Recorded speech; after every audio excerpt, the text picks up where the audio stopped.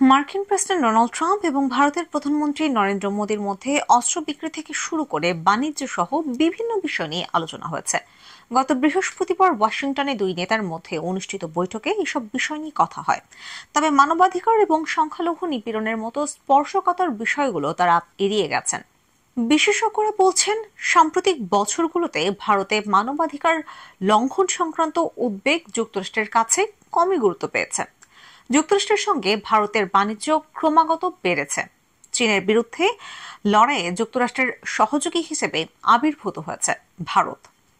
বিশেষজ্ঞদের মতে, প্রেসিডেন্ট হিসেবে ট্রাম্পের দ্বিতীয় মেয়াদেও এই ধারা অব্যাহত থাকবে। গত বৃহস্পতিবার হোয়াইট হাউসে ট্রাম্প ও মোদির বৈঠকে এবং তাদের যৌথ সংবাদ সম্মেলনে মানবাধিকার সংক্রান্ত বিষয়ের উল্লেখ করা হয়নি। উইলসন সেন্টার থিঙ্ক ট্যাঙ্কের সাউথ এশিয়া ইনস্টিটিউটের পরিচালক মাইকেল কুগেলম্যান মনে করেন, ভারতের অভ্যন্তরীণ মানবাধিকার সংক্রান্ত বিষয় নিয়ে ট্রাম্পের অবস্থান ব্যক্ত না করার বড় একটা কারণ হল স্বার্থ সংশ্লিষ্ট বিষয়ের উপর ভর করে তার পররাষ্ট্রনীতি গড়ে উঠেছে। বিদেশের মাটিতে মানবাধিকারের কি হলো না হলো সেই বিষয় নিয়ে তার তেমন একটা মাথা ব্যথা নেই। সাবেক মার্কিন প্রেসিডেন্ট জো বাইডেন ভারতের সঙ্গে দৃঢ় সম্পর্ক বজায় রাখলেও তার শীর্ষ কূটনীতিক অ্যান্টনি ব্লিংকেন মাঝে মধ্যে সংখ্যালঘু নিপীড়নের নিন্দা জানাতেন।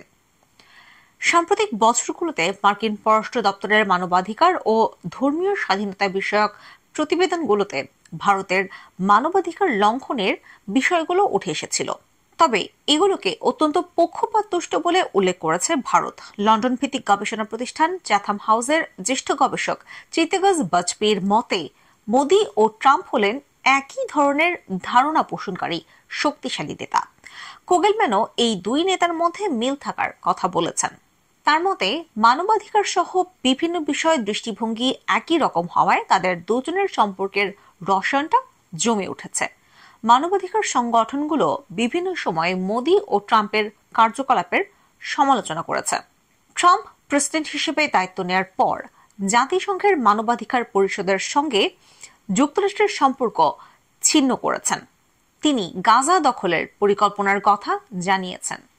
মানবাধিকার বিশেষজ্ঞরা একে জাতিগত নিধনের প্রস্তাব হিসেবে আখ্যা দিয়েছেন।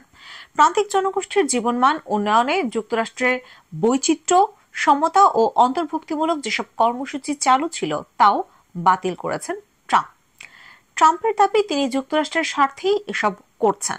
বৈচিত্র্য, সমতা ও অন্তর্ভুক্তিমূলক কর্মসূচিকে বৈষম্যমূলক বলে উল্লেখ করেছেন তিনি।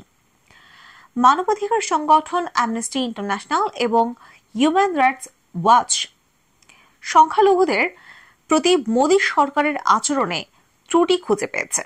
এসব সংগঠন ভারতে বিদ্বেষমূলক বক্তব্য বেড়ে যাওয়া, ধর্মভিত্তিক একটি নাগরিকত্ব আইনের প্রসঙ্গ উল্লেখ করেছে।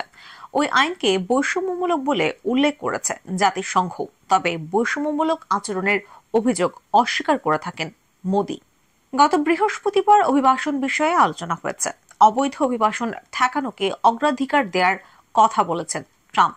আর পেশাদারী দক্ষতা থাকা ভারতীয়দের যুক্তরাষ্ট্রের ভিসা দেওয়ার পক্ষে কথা বলেছে ভারত। H-1B ভিসার সুবিধার বড় একটা অংশই ভারতীয়রা পেয়ে থাকেন, যা ট্রাম্প সমর্থন করেন।